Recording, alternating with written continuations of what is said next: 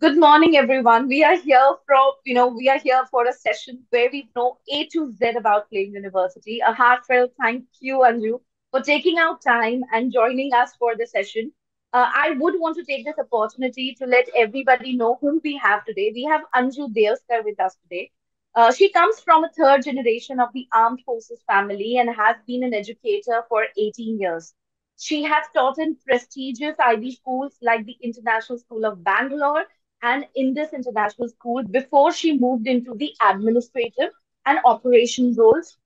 According to her, creativity, critical thinking, and innovation empowers learners to develop the skills they need in order to meet the requirement of a volatile, uncertain, complex, and ambiguous world. Anju holds a long experience in both teaching and administration in the education landscape. She is working currently as the Director of Admissions Outreach at Flame University, Pune. She heads the outreach activities pan India and abroad, strategic planning and communication, along with many facets of the application and admission process. She works closely with school counselors and educators of secondary schools, offering various national curriculum boards and international boards. The best part that she says that what she feels is the best part about her job is the interaction with students as they navigate through their own unique college searches. Okay, and this is the time when she has taken out time and she's here to speak to us. And thank you so much again, Anvi. Over to you. Thank you so much. A very, very good morning to everyone. And it's really very nice to see parents pitching in at the right time, because we often see that, most of the research and things are done by the students. And then students draw their conclusion and their understanding. And because the parents haven't gone through the same journey, there's always a disconnect. And then uh, you know obviously sometimes you don't know what opportunity you're missing and how your life could have turned. And it's a big philosophical and more of a behavioral question. But it's really nice to see parents here. So today my effort will be to as mentioned, I'm a teacher at heart. I'm not a salesperson. I don't know how to sell, and I don't think education is meant to be sold. But yes, if it doesn't reach out to somebody, that could be a missed opportunity. So that's how I look at outreach at Flame University, and which is the reason that the if I may call so, the very product of the university is a student. And I feel that it's really very important to have the students talk. It is, I think Archit was just informed on one message. He said he gave me a thumbs up and he's here this morning. So we don't script things. We don't, tell students to say something. And they and you can ask them all any sort of difficult questions, and they'll be very honest in giving out their answers. So this is the kind of outreach we do at Flame, and that's the reason we connect directly to students and parents. So cheers, three cheers to all the parents who actually made it. And for all the students who are taking this initiative to understand. So I'll just have one question, so that I use that much of emphasis on the two parts of my presentation. One is talking about the program, which is very, very important according to me, and the second aspect is just about the admission and application and the formalities basically. So should I dedicate 50-50 to both, or do you want admissions or programs? So if you could just quickly put in a chat, but just say admissions or programs. So we'll just see then, how much time should I spend on which part. Brilliant. So the first one's come up as program. But so students, please, let's be interactive. It's a Saturday morning. Okay, 50-50. Perfect. So I get my sense. Admissions also will come equally. Done. So let me not waste any more time. I will share my screen. So looking at what is liberal education and why liberal education, that is the first thing, because this is a duty bound question to us, which we must talk about, because in actual reality, I'm not using the marketing, we were the first ever college university to set up on Indian subcontinent to start liberal education. We were the first one. We did a big daring step. People didn't know. And it used to be a tough job for us to explain why a student must study maybe a finance with literary and cultural studies, or maybe if some student is really interested in public policy but has equal interest in digital marketing and communication, or maybe somebody who's doing finance wants to study journalism alongside. It was a big question for us back then to talk to students and parents, and we've always been able to attract the right kind of students to us. Now, after 2020, the new national education policy came, and our dean, Mr. Santosh, Professor Santosh, he says that he called me. He says, "Have you read this?" The first, when it was made accessible on internet, he said, "This is like a flame brochure." So this is what we were trying to integrate in terms of delivering the higher education way back in 2007, and in 2020 the government says that this is the right way to do it. Though the government made us change our 4-year degree to 3-year and make one flame scholars program separately, they made us do all of that, and finally this is it. So why liberal education? The world is realizing that the world is not society, and world does not exist in compartments. It's all interwoven, interlinked, interdependent. But then when we talk about education, we just say education, ya to aap BCom karo, ya BSc karo, ya BA karo, ya law karo, ya all of those things. And when people study their undergrad, and please understand, undergrad is like a kindergarten of your school education. It is just the foundation. If you think you've done a big job by doing your undergrad, that's not so in today's world. It is just a foundation of your higher education learning journey. Okay, and there's a lot more beyond the undergrad today as we talk, because this is a world of super specialization in its own way. But so why liberal education is because people need to understand the society and then say, I know finance, so that I can make better decisions in my finance career, because I also understand human behavior. I also understand the technology that drives. I understand the socio-economic background. I understand people's behavior, and that helps me to make better finance decision and be more successful in my finance career. So this is about the next thing that I'd always talk about is that, there's a survey, and this is not the latest ones. Sorry for that. This is, the latest survey is on the website of National Association of Colleges and Employers. And so I've been noticing this in my last 4 years of experience at Flame University. And this is an interesting data point, my own experience. When I joined, leadership was the top skill. When they said 21st century skill, what is the employer looking at? Leadership, it followed on. 3 years down the line, leadership dropped down to 7th position. Do you know, in the latest survey, it's at about 11th or 14th position. People don't want leadership, was very overrated. And these kind of surveys help us to add a few things, delete a few things from the curriculum, basically evaluating the curriculum year on year. And probably, the students know it better. There are certain courses which were available to your previous cohort are not available to this cohort because of certain evaluation done by the experts in the university, who are also connected with the industry. So we're already 23 years down the 21st century. And what we see in this 21st century is that change is super fast.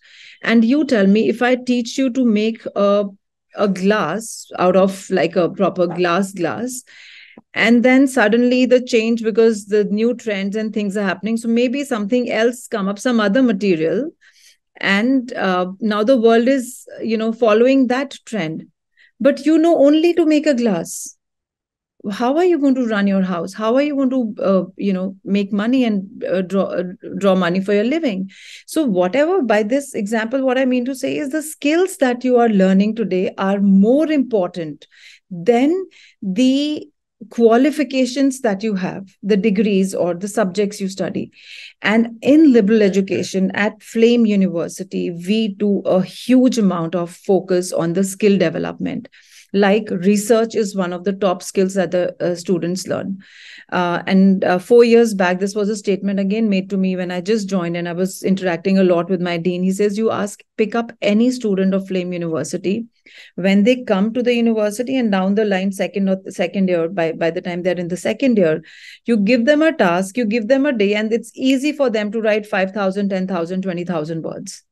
I ask you today, and taking care of academic honesty, plagiarism, and all of that. Writing means you have to also think. Thinking means I must have lesson in critical thinking. Thinking means I must have a lesson in maybe ethics to understand whether my, what I'm thinking is ethical, because you're developing certain things. So this is a skill that the students have, and let me tell you, they become super confident in writing things.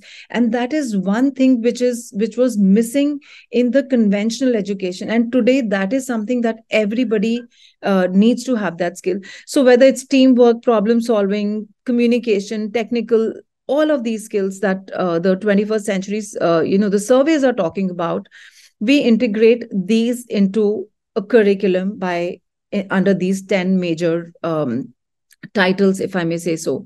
So whether it's thinking critically, analyzing effectively, solving complex problems, resilience, leadership, agility, and flexible to responding to challenges or changes that happen so quickly in the world. So these are the skills that a liberal education does, which means if the glass is not being manufactured, it doesn't impact my life. I'm going to quickly adapt, and because I'm resilient, I have a capability of solving problems, I can think critically, I can persuade people in my communication, hence I can still continue to take on my life even if that product is out of the system. So this is why liberal education is mostly spoken about. So what is the liberal education experience at Flame University? Now we dive deeper into the program of the undergraduate as such. So we essentially now run a 4-year degree program by uh, basic standards. But we also give them an option to exit after 3 years, because maybe I'm studying psychology major, and after 3 years I have a plan to do a 2-year master in the US or UK, or or in India or anywhere around the world. So my goal suits me that I should finish in 3 years and go there. Or somebody who's doing a 4-year economics undergraduate and then has works for a year and wants to do PhD immediately after 4 years. That's allowed, by the way, as per the UGC now. So we have also adapted our curriculum. Earlier we were saying that it's a 3-year undergraduate program with a seamless extension of the 4th year. And 4th year essentially is giving an honors degree. But now, talking to you students, if you are selected at the campus, you will be enrolling for a starting point saying that you will do a 4-year undergraduate program without any roadblock. But after 3 years or middle of your second year, you think, and there's counseling team and your faculty mentoring, all of those people helping you to understand that, hey, you know what, to me, a 4-year makes more sense. So I will sign up for 4-year seamless journey. Or somebody may say that I want to exit after 3 years. Again, you just need to leave after 3 years. But a 4-year would be an honors degree. 3-year would be a normal major degree, like you'll say economics, psychology major, for example. So this is the whole thing. Now, this is my most important slide for the program aspect of the overarching curriculum or understanding of how the university functions. So when we say liberal education is a teaching, learning pedagogy of liberating education from the core bindings of a degree perspective. BA hai, so you can do only these subjects. You can do a BA with maybe economics, but you can pick up a subject from the business school, for example, finance, and keep it as your minor. So this is the degrees that we offered: BA, BSc, BBA communication for 4 years undergraduate program. And the schools under which many subjects fall are School of Liberal Education, School of Computing and Data Science, School of Business, Communication, Design, and Fine and Performing Arts. So these are the 5 schools we have. So when the student registers at the university, Okay. We don't want to know whether you're going to do a BA, BB, or a BSc. You will just come to Flame University as an undergraduate student. You apply to an undergraduate program. In your application, you can show interest for a BBA or a BSc or a BA. That's has nothing to do with what you will actually come and do. So once you register into the university, then you explore many major minors and you declare your major or a minor. Now your degree will become incidental based on what your major subject is, which I will explain in the following slides. So this is how what the offerings are. What are the components within the 4 years? The first year is about foundation courses. If you see a school, whichever school you're in, and especially if it's a day school, you'll find the students basically from 10-15 kilometer radius coming to this school, which means you experience similar weather condition, you experience similar environmental condition, you probably experience, because of the fee of the school, you also come from a similar kind of socio-economic background. So you haven't really been in an environment where you can actually think from different perspectives, right? Now, let's take the same situation in the university at Flame, probably. We have students from 190 cities in the country itself. Okay. Somebody's from South, North, Northeast, West. They're from different regions. Now, that is one thing. That's just a geographic thing. They're also from very humble schools to the top IB schools. We have like students coming from across all of those things.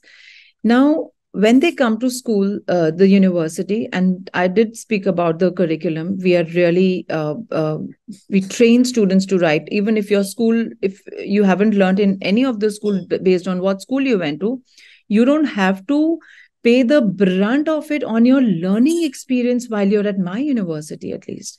So first year, we do foundation courses. We'll throw some light in the following slides. Then you have some specialization courses where you declare that, hey, you know what, this is the major minor that I want to study. Part of your experience is you do some experiential learning course. And when I say experiential learning, here you are at the center of doing things, making things, and in the process, after the process, end result, planning, everything. So that's the experiential courses. And then students also have an option to pick up open elective courses, which means that I may be interested in studying economics and finance, but I really have interest to learn, maybe understand coding. Okay. And then you can probably take a open elective in maybe a computer science course or something like that. So this typically happens in the universities in the US. That's the pattern that we follow here at Flame. Now, let's dive into their first year now. Okay, so we're talking about the first year experience. Students have been counseled. Students have been given all the possible good advice as the adults who impact the student are concerned, whether it's your parents, teachers, schools, counselors. They've given you all sorts of advices and guidance, right? Now, when you come to the university, you will actually, with that background, start experiencing everything before you declare your major minor in the second year. So first year, you learn about academic writing because 90% of the schools do not teach students to research and write themselves. And here in the university, we're expecting the students to write a lot. So who's teaching them? We will teach them. Critical reasoning. When you write, you also need to have good questions probably to ask when you proceed in your writings. So courses in critical reasoning, public speaking, digital literacy, introduction to applied ethics, financial literacy, about environment, about mental model, a framework for thinking. So all of these courses we think are so crucial and important for every student to learn. And this is something which will be absolutely core skill development of a student, and these are transferable in nature. Okay, if I learn academic writing, I can apply it to my comp science or my languages or anything that I study. The critical reasoning course that I do, and these are all credit programs, by the way. So it's not that we do a one-day workshop, call some influence speaker and put a check mark that we've done an academic writing workshop. No, the students will do this for one whole term. They will get assignments, they will listen to lectures, they will be assessed, and then they have to fulfill those credit requirements and then say that, yes, I know what applied ethics is, or I know what critical reasoning is. So when the students go through this, and this is by far, I mean, the students that I speak to, um, the first year is going to the second year, this is, I think, the most common word used by the student is that it's transformational, because this is not who I was just about 7 8 months ago, and now I think so differently. And that really gives me goosebumps all the time when I speak to students and I work very closely with them. And it makes me so proud that we're doing something, to just empower them to learn that computer science or economics better. And this is what the sets Flame University, apart. Then, along with those courses, in the first year, a student, irrespective whether you coming from humanities, commerce, or science background, every student has to pick up two courses from all of these 5 areas. Remember, I spoke the world does not exist in silos, okay, but our education does. So here, a lot of time parents ask me a question, but my son wants to do a BBA, wants to finance. Why should he study public policy course or take a literary and cultural studies and doesn't need dance or visual art or anything? Or why should he learn Japanese or German or whatever languages? Believe me, if you're doing that subject, you definitely need to know that, because that's how, if you understand the society better, your mind will be more open, you will be able to receive, predict things, understand things better, and that makes you a better specialist in whatever you're studying than somebody who's just studied only that and doesn't understand anything around happening in the society. So this is again uh, a place where I would say that all the adults I mentioned have influenced or advised the student. Now the student has experienced this all. Now the student can say that, hey, you know what, I always thought I'll do economics as my major, but now I know why I will do economics as my major. Or the student may say that, hey, you know what, I didn't know this was the future of economics. I want to still, I love the subject, I'll take it as minor, but I just realized that finance is my thing, I'm going to take finance as my major.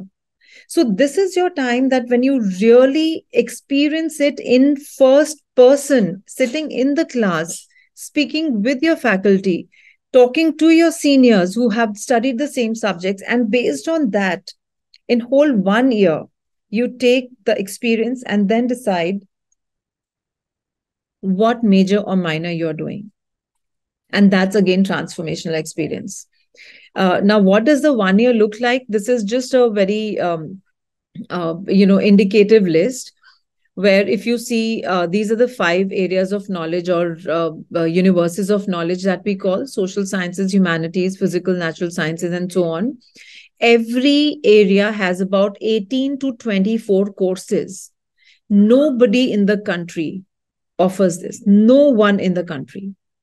Now here, in social sciences, if, like, me, Archit, and maybe one of you, 3 of us are students, all of us have different choices. Do you know what dynamic environment we are creating in the university? I'm maybe, my roommate is student A and I'm the student B. We're doing this different courses. We're talking about it. We're discussing our assignments, or maybe we are sitting in the library, meeting another person, doing something else. So you're learning so much. And that is what Flame is really proud of, that, we create that environment for the students, to expose them. And the first year is all about exploring in the truest form. After this, the student has to pick up one major and one minor. So every student has to pick up 2 subjects to study for the whole undergrad program, and you have to declare it. So this is another important slide that I want everyone to look at. So it's a 4-year degree program with an exit option after 3 years. If it's a 3-year, it's going to be non-honors, right? So it will not be like an honors. Now, if I pick up the subjects which are written on your right, these are about 24 to 26 subjects written. If you take maybe psychology as a major, and you pick up advertising and branding as your minor, okay, your degree the university will give you is a BA. Okay, it'll mention BA honors in psychology with a minor in advertising and branding. But if you flip it, if another student wants to do advertising and branding as a major and wants to do psychology as a minor, the degree will become a BBA. And that's the reason in the first year, everybody is, enrolled as undergraduate program student, UG1. And in the second year, they have their descriptions like, if somebody's doing computer science major or uh, uh, environmental studies major or whatever they choose. So this is something which is again very unique, and this is what is called liberal education. It's liberating those removing those boundaries, where the student can learn what they want to learn and making sense of each one of them actually. This is the chart that it's really interesting for the students to see this. Now, if you see the majors written, sorry for the font, it's really tiny, I know it. So if you have finance, marketing, operation, business analytics, all of these subjects are majors. And then the minors are on the blue on top, right? So, and the dots are the areas which are available. So these are about more than 350 major minor combinations. For example, if someone's studying finance as major, you have 17 possible minors. I can do finance with applied mathematics, with public policy, with psychology, with advertising and branding, with digital marketing and communication, with film and television management. And there are students who do that, by the way. Journalism, environmental studies, computer science, international studies, sociology, economics, philosophy, dance, music, theater, design, all of these. Similarly, we offer three programs as interdisciplinary majors, which means that you don't have to pick a major or a minor. It's a combination that we've already provided. So, one is data science and economics as a combination or interdisciplinary major, which means you major in both. And then the next one is design management. And the last one is computer science and design. Computer science and design, data science and economics, and design management. So these are the three areas where the students can already pick up a preset combination. And here, of course, you'll be doing more credits in these courses than somebody doing in a singular major. This is just a slide where it's talking about that if you and me have finance major, both of us, right? So 60% of our coursework would be same because there's certain facts and knowledge that you must know about the discipline. And there also 40% you have the number of courses that are offered are so many that you still have a choice. Maybe somebody is doing managerial economics, or somebody may do banking and insurance. So you can choose your specialization or your area of knowledge. So this was so far I was talking about the undergraduate program in BA, PBA, BSc, and BBA communication. We also offer a 4-year undergraduate degree, which is a separate application and a separate test we have because of the nature of the subject. That's called the Bachelor's of Design. Now, Flame University offers it in an interdisciplinary manner because we are a liberal arts college. So you won't just apply for design saying that you want to just do a graphic designing or a game designing or a product designing. So here we call it is human centered design called experience design. And this is something which is very, very latest and which is done, and especially in the US and Europe. This is something which is really, really, the latest design education. And so the student studies experience design as a major, and you have to pick up a minor. Okay, so either a psychology, literary and cultural studies, marketing, entrepreneurship, or business analytics. Now just see a designer who also a product designer but also has taken up a course in entrepreneurship or business analytics. So that person also will be able to probably think from more perspectives to make a better business or crack a better deal out of whatever the designer has created, right? So first year again for all these students will be same like for the other undergraduate students, because a designer must understand the society as well, because designers today are hired in every single top industry to see so this is the world of, disruptions are really welcomed and appreciated, because it shows you a new path to new things that are happening, probably, or new inventions or development, all of that. So these students also take up courses like everybody else in the first year, along with some design focused courses. They will be meeting industry people from design and all of those things. Now, what is the core strength of design at Flame University? The design is centered around human behavior, business, and technology. Because if you're not, and this doesn't mean that we want students from BCom, or sorry, from computer science or math background students to apply for this design program. No, these are the courses that we will do, even if you have not studied that in your grade 11 and 12. So any student can apply for this program. There's no cutoff, no background to what subjects you've studied, and then you take up courses in psychology, in business, understand the basic technology, and then, of course, the whole centered around the design. So I'm not going to dive deeper into those courses now. This is something I'll just speak for just 5 more minutes about the program, and then I'm going to bring in Archit here on this slide, actually. So at Flame University, what we say is that it's like a laboratory for the students. Okay, what do you do in a lab? You go to a lab, you experiment, right? And then you fail in your experiments, you never get the right result, and then you do it again and again, and then you get the right result. And when you do that, you never forget it, right?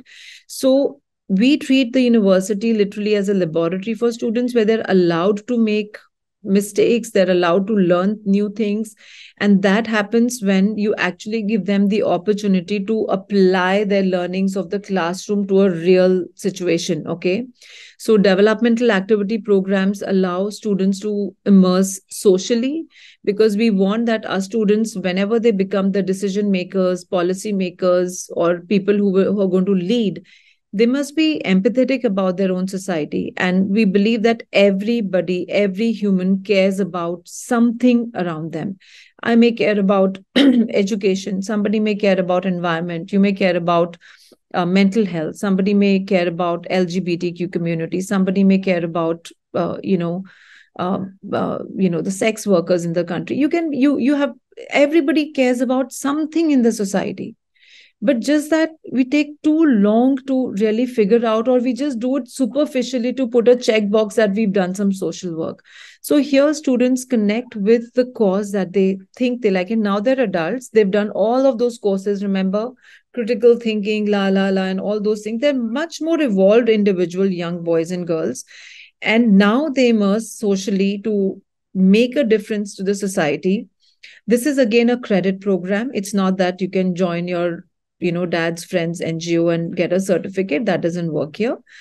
You have to be there on the ground, and there's a viva, there's a report that you submit, there's a faculty mentor, there's a mentor from the NGO, to just see that while the students are contributing, they may also learn a few things within that thing, which is very, very important to really help students to find their higher purpose and happiness in life, because this gives tremendous amount of happiness.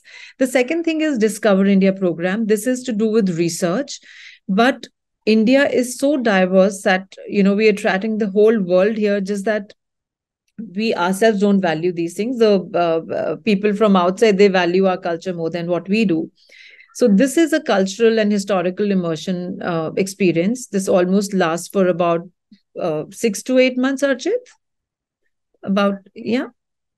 The DIP starts like by the end of the second sem of the first sem of the second year, and continues till like the middle of the second semester. Perfect. So here basically I'll just explain what the program is, and then Archit will maybe share what his experience was in his Discover India program. So this is basically a group project, okay? It's research. You do your secondary, primary research, you write a report, and the group you form is probably not, for example, if Archit is doing computer science major, it's his group members maybe somebody from psych major, or somebody from journalism major, or like, the so many majors that we offer. And this is like, again, bringing different perspectives to one question of your research.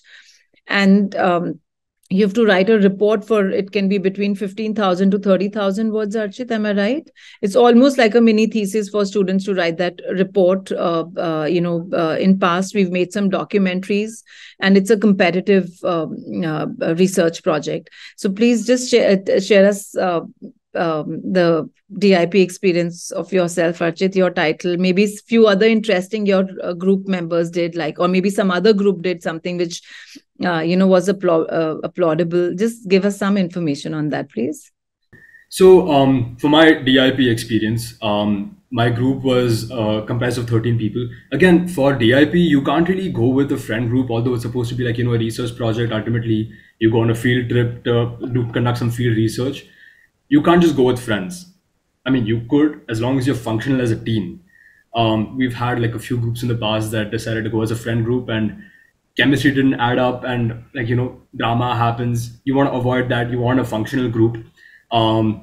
Again, as ma'am mentioned, it's best if you have people from varying disciplines with varying skill sets. For example, for my group, I handled the technicals, the sound, the lighting for our documentary, and I also took care of the logistics because that's one of my fortes. What my team did was we went to Dapoli, which is south of Goa, and went to understand the culture of the Koli community, which is a fishing society that lives in that area. So over time, like, yeah, we had like, in-depth field research, preliminary reading before we actually went on field, so we had some context. Once we went there, naturally, every team is supposed to make a documentary as a part of it's one of the components for DIP. Naturally, also the report. But what we realized is once we went there, for us at least, it got to beyond that. We understood the various problems they were facing in that community. We started empathizing with them. They started letting us in the sense that we got to understand some of the like, community-based problems. For example, there's this place called Harnai Beach that's close to Dapoli, which is basically this fishing community's harbor of sorts. Now they have this problem that the government hasn't constructed a jetty in that area, so they have to park their fishing trawlers a little bit offshore, and then use smaller dinghies to shuttle to and from the shore. Now this is a huge impediment in their supply chain. It takes up a lot of time. So this is one thing that was affecting them a lot. On top of that, you have these bigger fishing trawlers that use LED fishing to artificially attract fish, and it reduces this, it reduces their catch and impacts their livelihood. These are problems that we could only understand after going there, communicating with them, empathizing with them. And they wouldn't have let us in or they wouldn't have even like, spoken to us had we not, been at least a little bit relatable, a little bit understanding and empathetic. So again, these are things that, sure, like Flame does contribute to the learning in classrooms, but this is where you can actually apply it. That's all from about DIP from me. Ma'am, I have some other stuff to say about like. Please do that, Archit. Okay, cool. I mean, as ma'am said, I haven't really prepared anything for this, but I have a few pointers about like, life as a student generally, right? Okay, this is just my personal take. I feel like Flame is an environment that's perfectly conducive for growth. Now, what I mean by that is the opportunities are endless.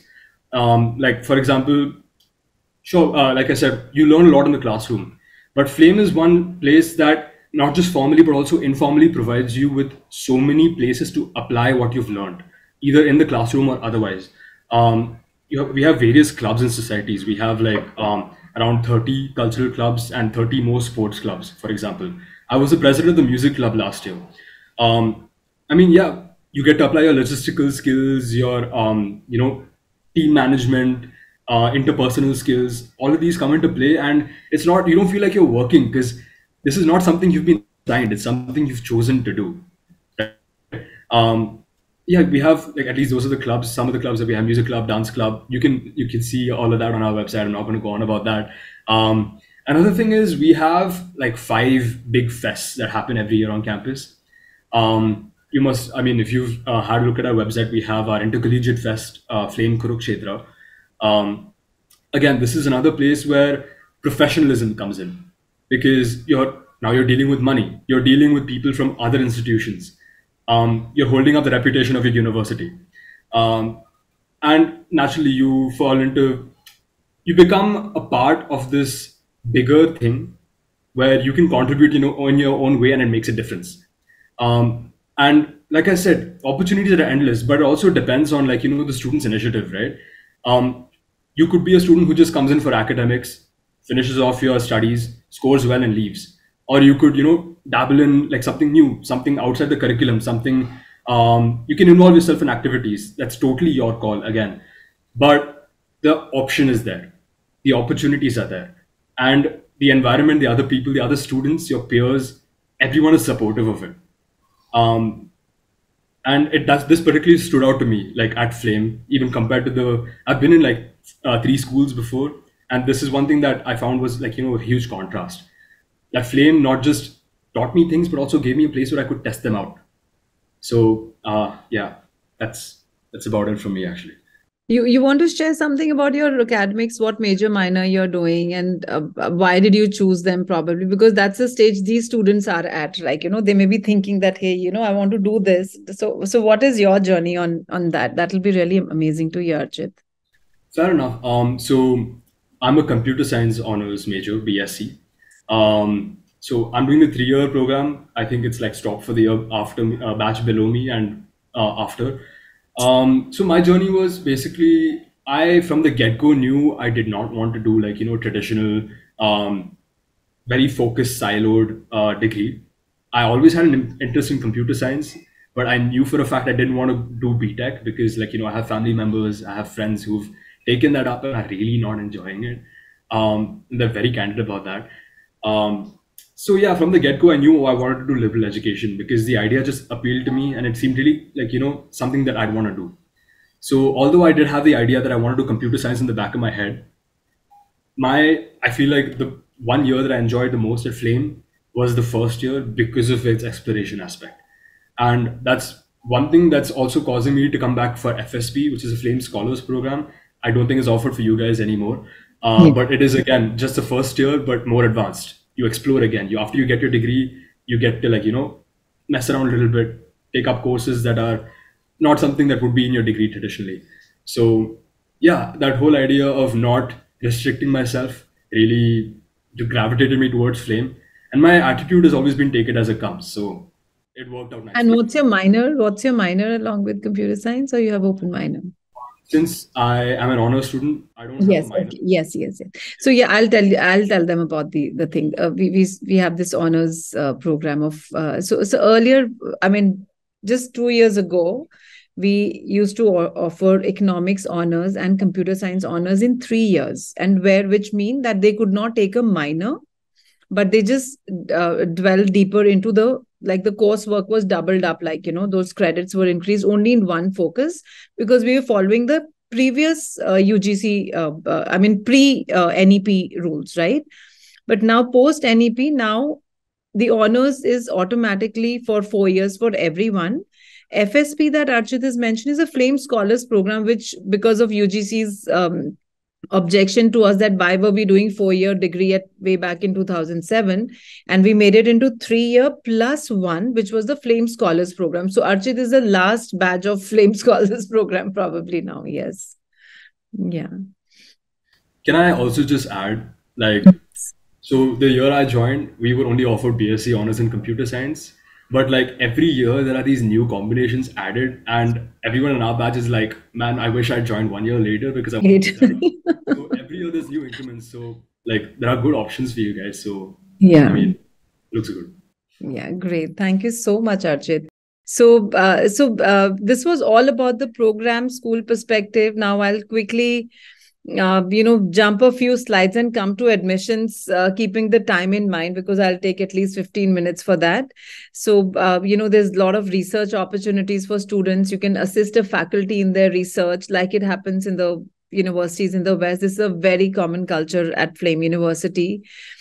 These are some of the universities we've signed up our MOUs with, which means that the students can pick up a program for a semester in one of these universities. But this doesn't happen by default.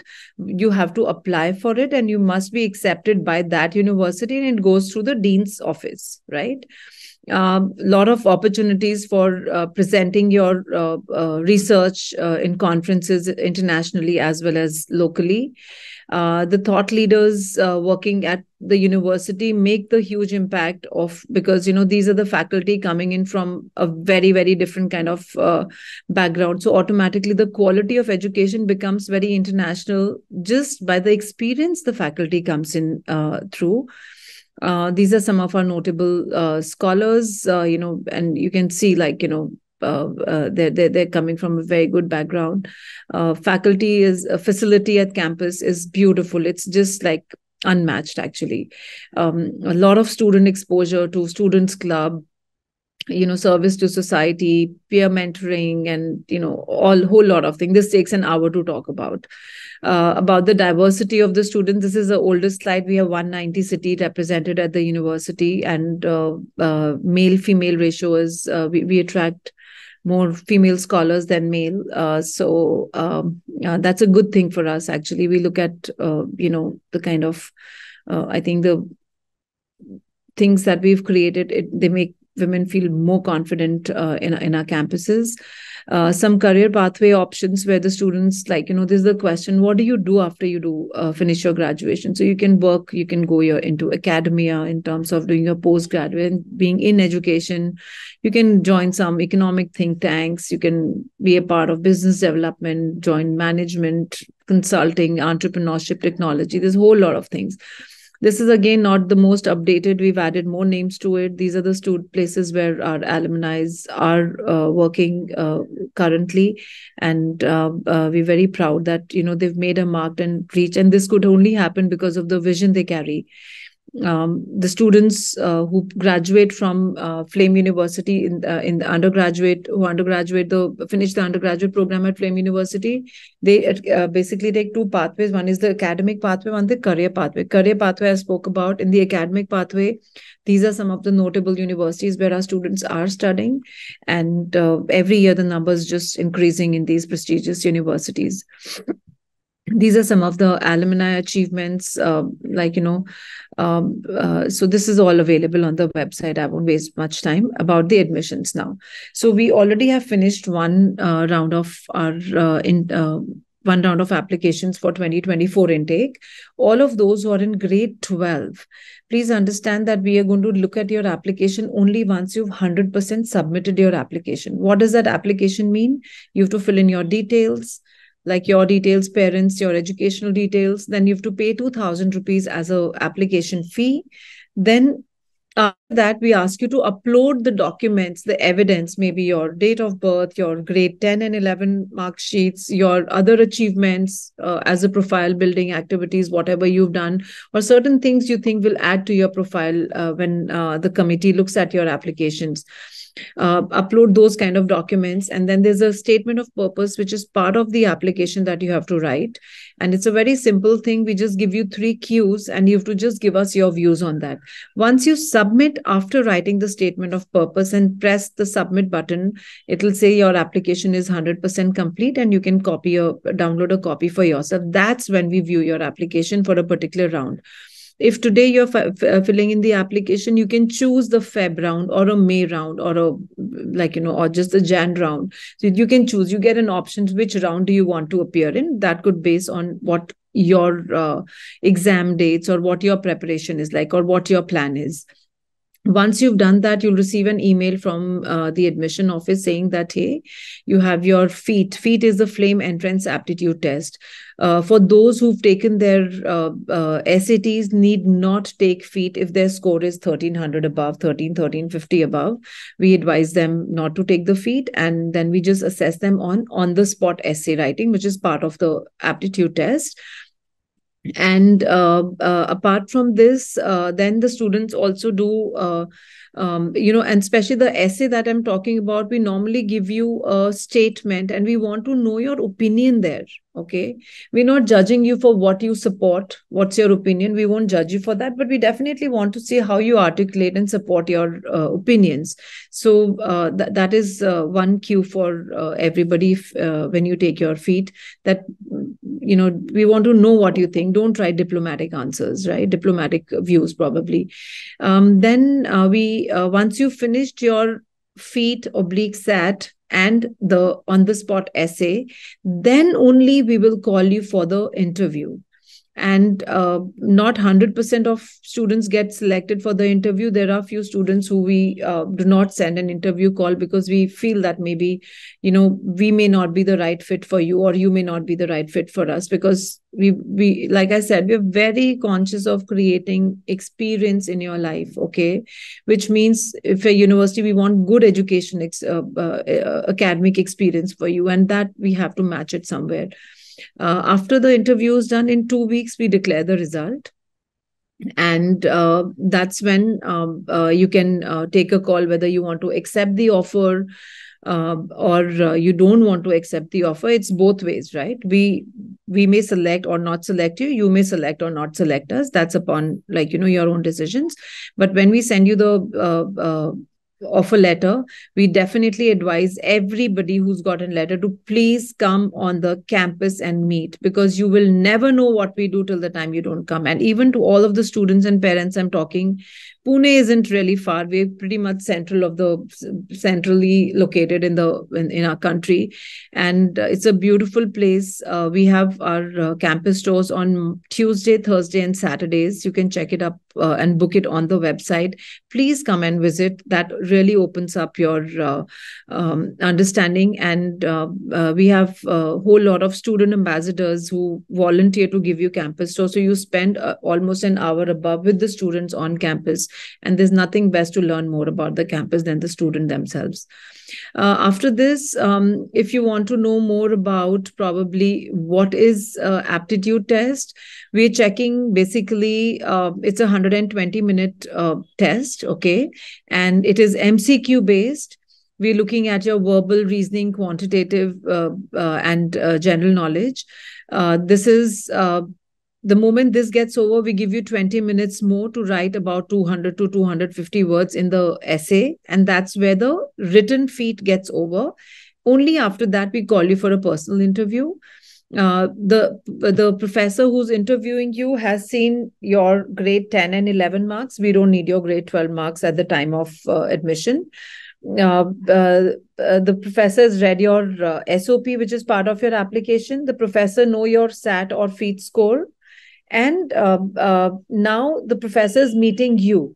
So if you see, there are so many places where if you may have maybe not done well in your X area, you still have three other places to show. So it's very holistic selection process. So one doesn't have to really get a lot of anxiety and think that, oh, you've just maybe one part of it didn't go well. You always have the other chance to prove yourself.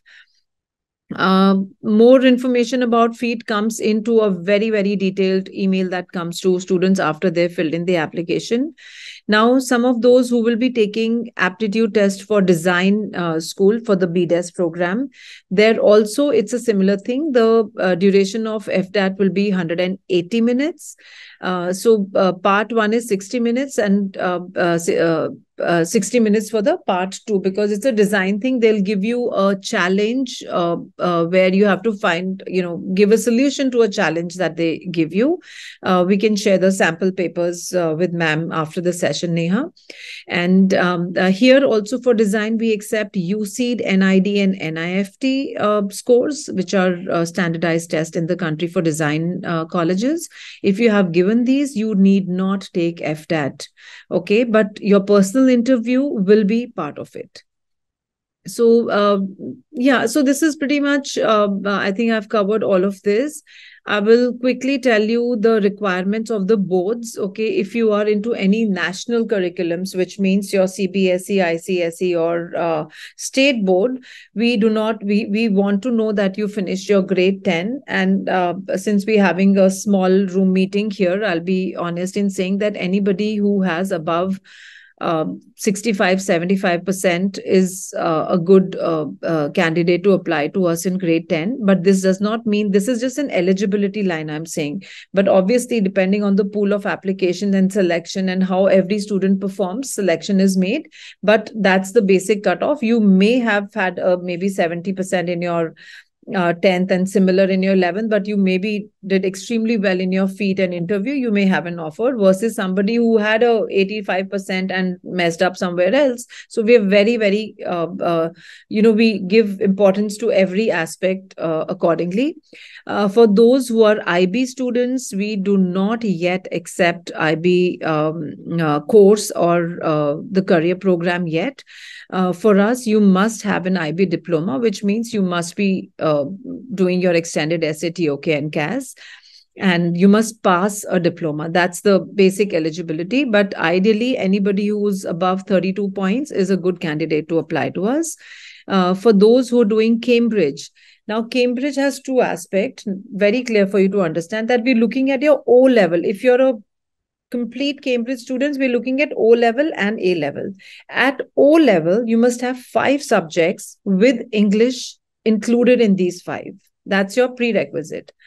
For A levels, you must have 3 A levels subjects, right?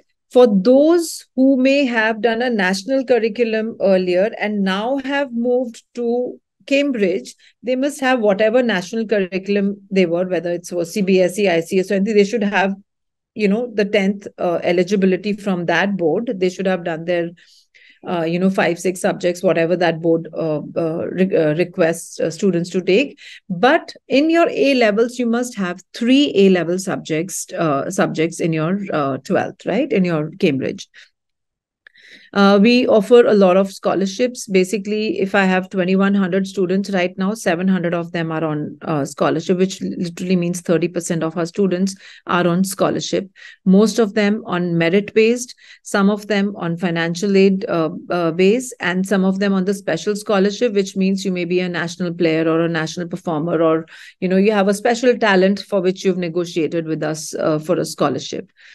The fee structure for all the students, to make a note, is it is now we do not have any hidden charges here. It is what it is.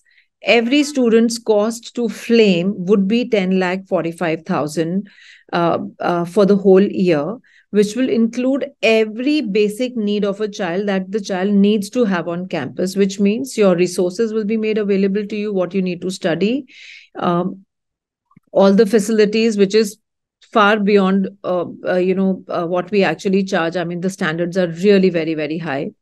The accommodation is available, included in this, because it's 100% residential campus. Your food and boarding lodging is included in this.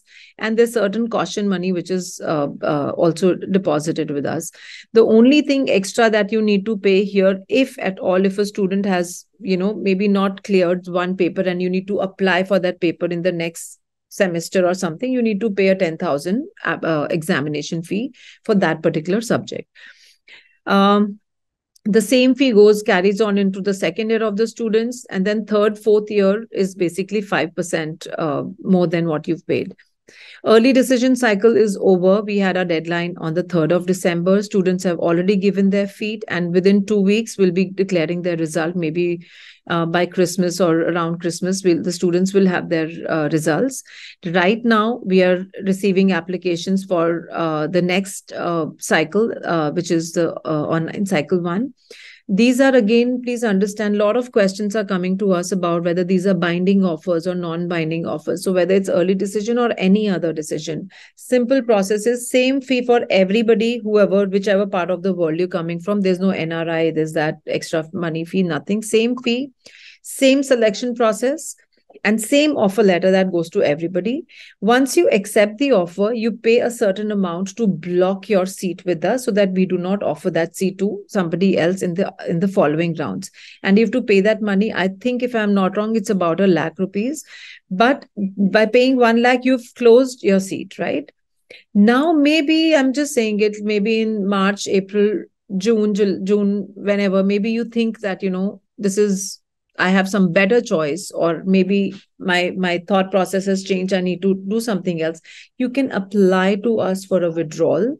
But there's a last date to it, which you can always inquire with the admissions office, which is I think 30th May or something. So before that, if you apply, we refund the fee to you, and I think we just deduct some handling charges of 7 to 10,000 rupees. I'm not sure about that. So it's very clear, transparent, and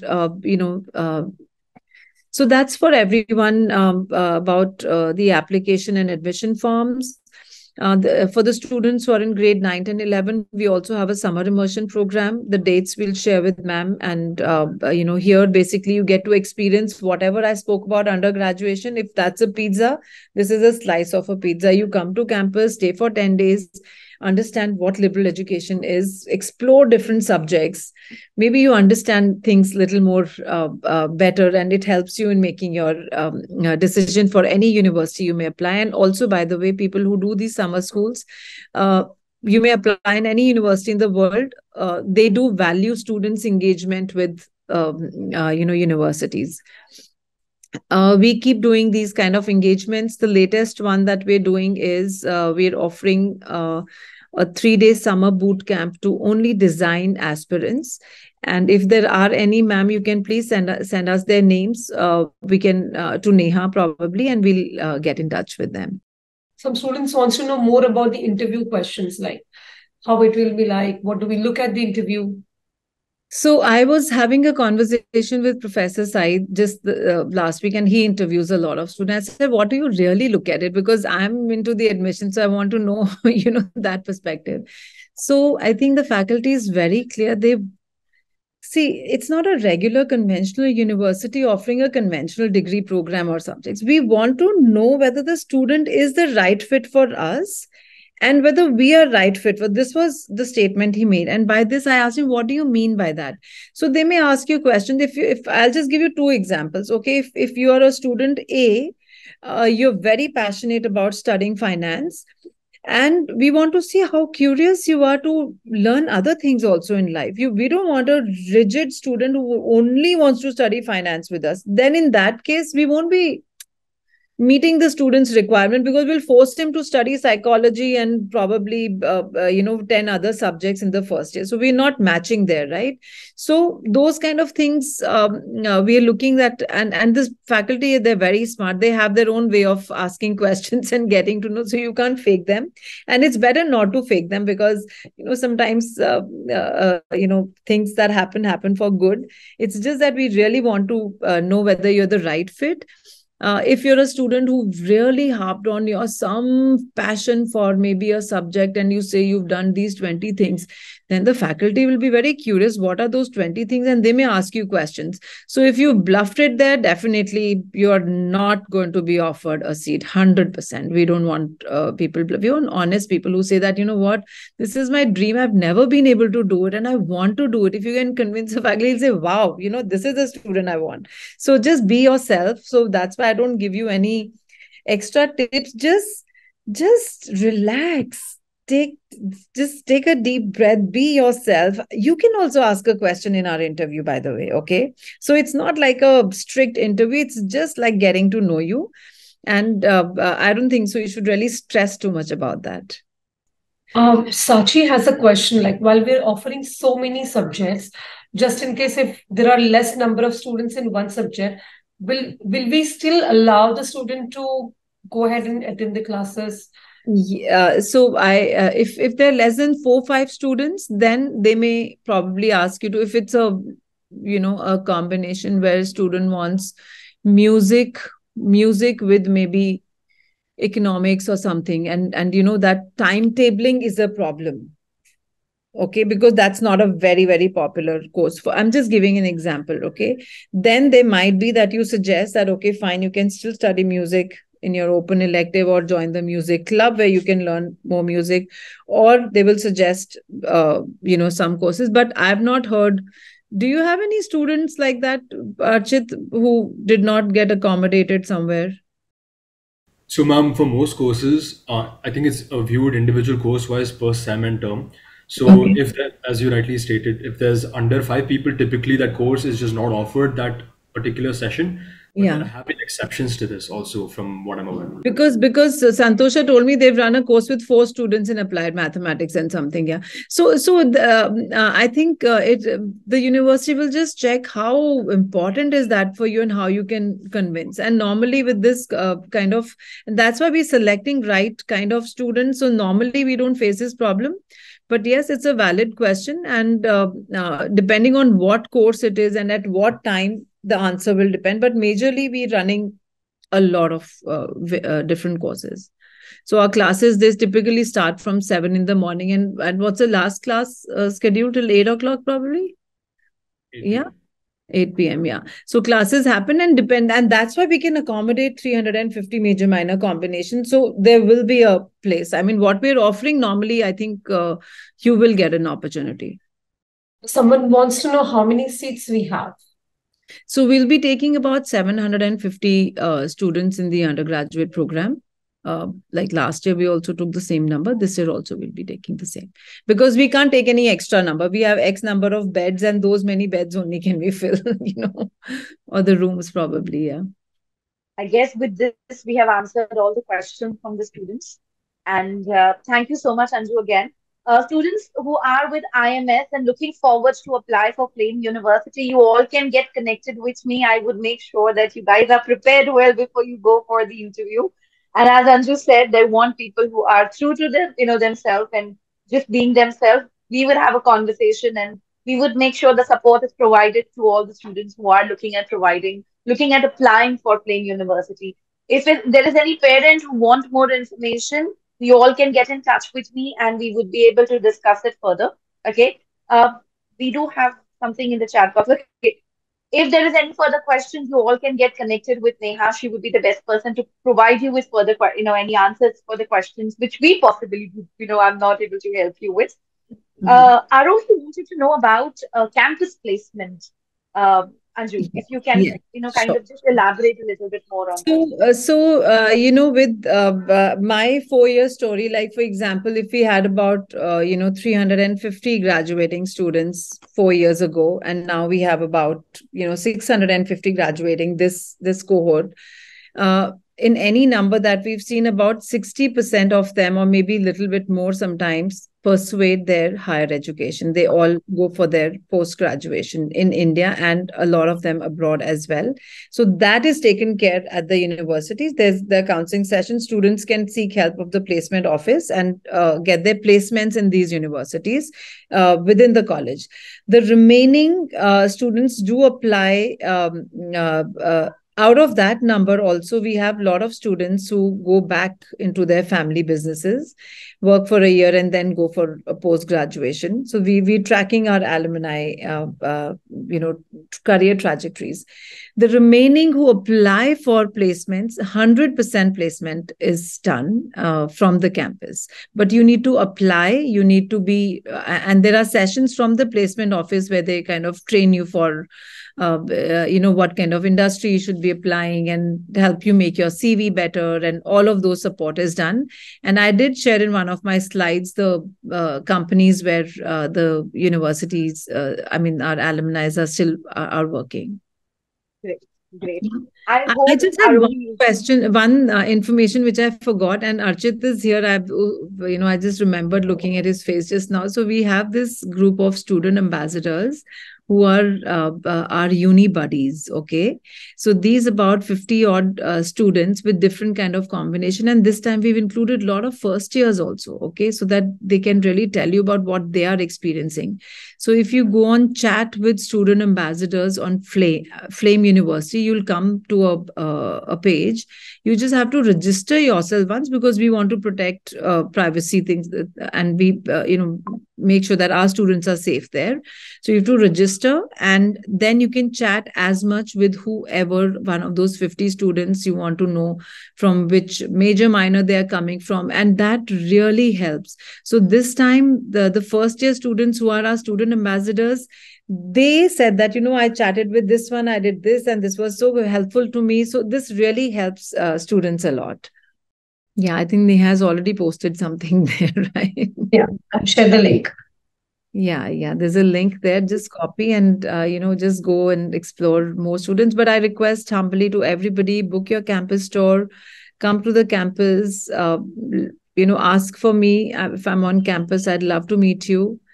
And yeah, so I think that's good for us. Anything else that anyone knows? One last minute for any other questions we'll take. I think we have taken up all the possible questions from the students. One question: I have chosen date of May for interview. Will I not get a chance to secure a seat? No, you will get a chance to secure a seat. I mean, Yeah, if but you but are, but it's a good doubt that she has, because that's the pool which is flooded. Okay.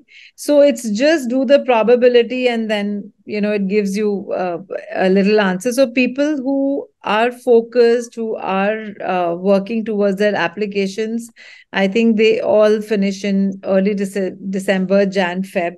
We get the best students there. Yes. But And yes, May does not, we don't say that we will not take you, but we don't promise you either. That's the better way to diplomatic way to answer right now. I don't want I to be think Archit recorded also for wants this. to answer that. Archit, you want to say something on this? Archit, how was your feet? You want to say your feet interview and all? Yeah, that'll be good. I mean, it's been like 2 and a bit years. It really went well because I'm here. But other than that, I never wrote SATs, so I did have to write feed. They don't disclose your results after you're done, so I don't know how I did per se. But for I was a COVID batch, so even our interview was like a one-way interview. I didn't have an interviewer in front of me, but that's not the case anymore, thankfully. So yeah, I mean, I don't Yeah. know. So So I mean, your experience was different than right now. So right now you are face to face interview on Zoom, and there's not one but two faculty that interviews you. And like I said, we just want you to be confident. And one thing that really impresses us is that you have to be articulated well. Like, you can't be, because it's an interview, everybody, you should know your strength, weakness, and prep yourself accordingly. Like, how do you introduce yourself? If the basic question, if they say please tell us something about yourself, you should know that in this 30 seconds or 40 seconds I should be able to give my best. Because it's not all day interview, right? It'll just end in 5-10 minutes. So just be well articulated, and just be yourself, little confident about the MCQ. I mean, online test, it's all MCQ based. Please look at the sample papers. It's on the website. Neha, you can post that link also for FDAT and FEAT both. Look at the sample papers. There's solution sheets attached with it, if I'm not wrong. And those of who've left mathematics after 10th, we definitely do advise that please brush up your grade 10 mathematics, because reasoning and all those really sometimes trick you. So just go through that aspect. Yeah, that's pretty much. great, great. For all the students who have applied for, the Flame University, wanting to prepare for the entrance test, please go on my IMS. We have the simulation. We have sim test for Flame University available there. Practice with it in case if you are not sure. Speak to mentors. Make sure that you are very clear. If this if something this is your priority, make sure you get it done right. And for all the students, again, looking at applying for Flame University with in India with IMS in the classroom programs, make sure you connect with me. Let's start preparing for your application, for your interview, because as Anju ma'am said, while we are talking, we have students right now in the interview room finishing with the interview and Yes, messaging yes. me how the interview was. Yeah. So a lot of students. Okay, just a quick, just wanted to understand how many of you are considering applying for Flame University? All of the students who are right now, raise of hand would be good. You all are considering applying for Flame University.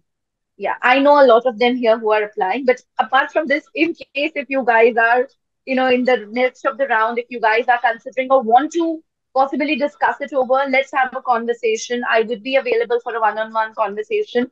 And, we will funnel it down in terms of why should be this, this is an option for you. Okay, so any questions, please make sure you get in touch with me.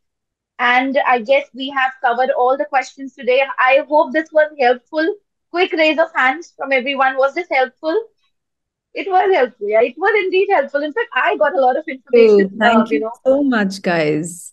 Just one thing I always tell people who I meet is that listen, any university you're applying, okay, and I speak on behalf of all the we need you as much as you need us, okay.